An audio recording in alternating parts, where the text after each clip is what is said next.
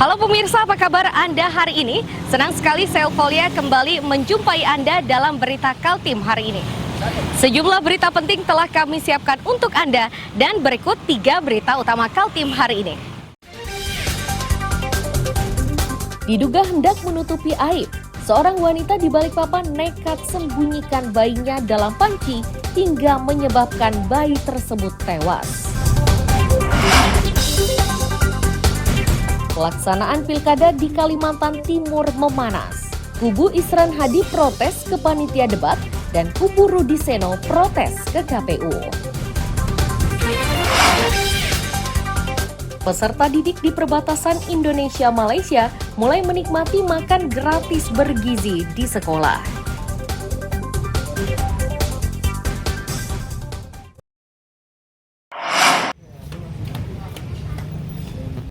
Wanita muda berinisial KH berusia 21 tahun diringkus polisi di Balikpapan. Itu terjadi karena KH dituduh telah menghabisi bayi yang baru ia lahirkan. Mirisnya, jasad bayinya tersebut ditemukan dalam sebuah panci yang disembunyikan dalam lemari pakaian. Terungkapnya dugaan pembunuhan ini bermula saat tersangka berobat ke rumah sakit. Tim medis yang memeriksanya curiga dengan kondisinya. KH akhirnya mengaku jika dirinya baru melahirkan. Kepada tim medis rumah sakit, KH menyatakan jika bayinya itu kini ia masukkan dalam panci dan disimpan dalam lemari. Ia pun mengaku melahirkan seorang diri di kamarnya. Pernyataannya seperti itu. Ini selama 9 bulan. Kayak orang tua dan juga kakaknya. Setelah di rumah sakit, akhirnya ditanyai juga oleh warga, oleh perawat, oleh dokter rumah sakitnya. Akhirnya tersangka mengaku kalau habis melahirkan.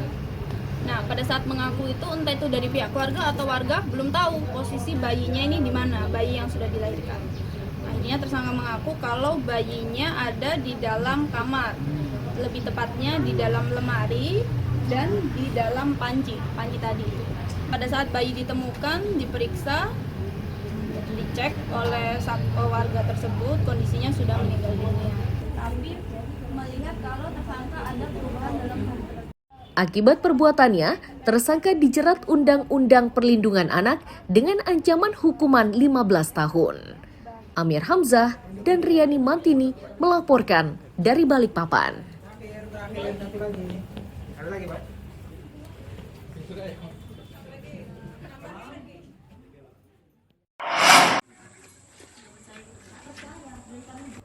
Suasana duka masih menyelimuti kediaman orang tua dari Muhammad Irwan, pelajar Sekolah Dasar Negeri 024 Tarakan.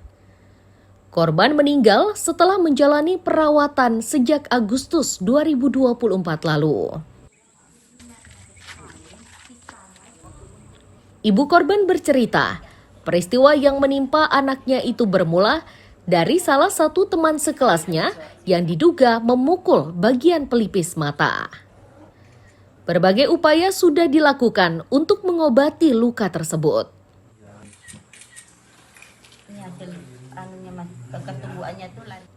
Orang tua korban menjadi pasrah saat anaknya itu harus dioperasi di Surabaya. Sang ibu pasrah karena tidak memiliki biaya untuk menerbangkan dan mengobati anaknya di rumah sakit tersebut. Adanya bisa. Bu, Farhan tuh gara-gara apa? Kursi. Tapi bukan anak saya yang ganti, temannya loh Pak. Yang namanya Al tuh gantikan kursi anak saya tuh. Habis tuh kok jadi begini. Itu habis dipukul si anak langsung cerita ke ibu atau gimana? Cerita sama saya malamnya. Ayahnya pas kerja, paginya saya bilang, ya Wawan dipukul, bilang sama gurunya. Ayahnya kan kerja malam kan Pak, security. Habis itu malam saya telepon ayahnya pagi, nanti pulang kerja langsung ke sekolahan ya, kasih tau gurunya, Wawan dipukul. Itu kapan kejadiannya, Bu? Agustus. Lama berarti sebenarnya. Iya, kan kita kan ceritanya kan nggak keluar bocorkan gini, mediasi sama kepala sekolahnya aja, keluargaan bagus-bagus aja kan Pak. Nah, kenapa saya mau minta uang 20 juta untuk berobat anak saya ke Surabaya, nggak dikasih. Tambah pas sekolahnya mintakan ke Basnas. Sementara pihak sekolah menyatakan peristiwa itu terjadi saat guru tengah memberikan pelajaran. Saat pemukulan tidak terdengar tangisan atau kondisi membahayakan lainnya. Kondisi korban ini baru diketahui sehari setelah kejadian. Kenapa tak bisa masuk pemukulan aja atau mungkin ada masalah lain? Saya sempat tanyakan ke kejadiannya di belakang. Jadi itu bukan pembulian karena ada bully membuli di situ. Tiba-tiba si anak itu ditonjok sama temannya. Nah, setelah ditonjok itu Bu Masitanya juga tidak tahu permasalahan karena si anak tidak nangis dan teman-temannya yang lain juga tidak ada yang melapor ya. Jadi pelajaran langsung aja itu waktu itu. Berjalan aja seperti biasa sampai pulang sekolah. Itu tidak ada kejadian apa-apa. Tidak ada bengkak. Sejauh ini pihak keluarga belum melaporkan situasi yang dialami anaknya kepada polisi. Mustafa melaporkan dari Tarakan, Kalimantan Utara. Telepon dulu.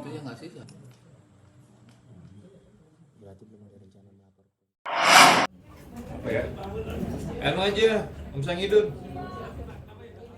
SLN, pria berusia setengah abad ini harus berurusan dengan unit perlindungan perempuan dan anak Satreskrim Polresta Balikpapan.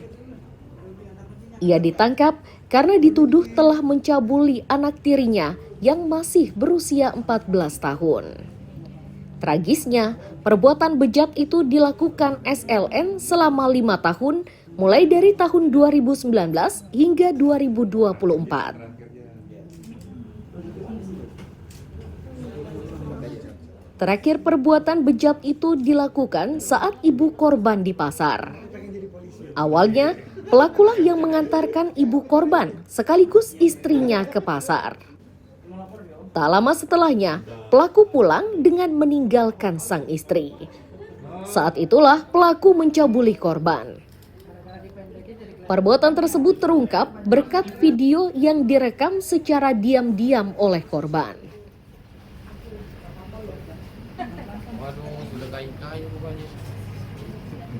Kronologi yang pertama yaitu pada bulan Juni 2019 sekitar pukul 7 WITA, pelapor dan pelaku orang tua dari korban pergi ke pasar meninggalkan korban sendiri di rumah.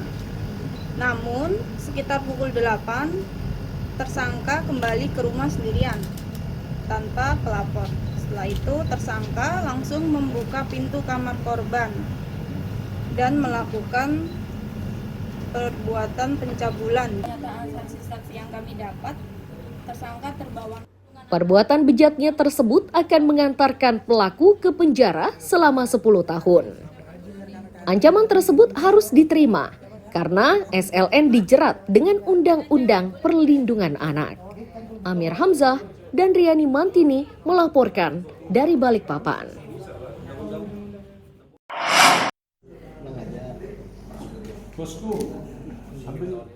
Tertatih-tatih, begitulah kondisi salah satu tersangka narkoba saat digiring petugas di Tres Narkoba Polda Kaltim Selasa siang. Dari tangan tersangka yang berjumlah 10 orang ini, disita barang bukti berupa 3,1 kg sabu-sabu dan 11 butir ekstasi. Barang bukti yang berhasil diamankan 3.173. Direktur Ditres Narkoba Polda Kaltim, Kombes Pol Arif Bastari menyatakan, penangkapan mulai dilakukan sejak Oktober hingga November 2024. Lokasinya berbeda-beda mulai dari Samarinda, Kukar, dan Balikpapan. Arif Bastari memastikan pengembangan perkara narkoba masih dilanjutkan guna menemukan bandar utamanya. Barang bukti yang berhasil diamankan 3.173. Di dalam pengungkapan tersebut, ini berhasil diamankan sebanyak 10 tersangka dan 3.173,96 gram dengan lokasi tentunya yang berbeda-beda. Ada yang di Pukat, ada yang di Samarinda, ada yang di Balikpapan. Kemudian dari keseluruhannya ini berhasil kita amankan dan kita kembangkan sampai saat ini. Tentunya tidak putus sampai saat ini kita melakukan pengembangannya. Untuk mempertanggungjawabkan perbuatannya, para tersangka terancam hukuman hingga seumur hidup.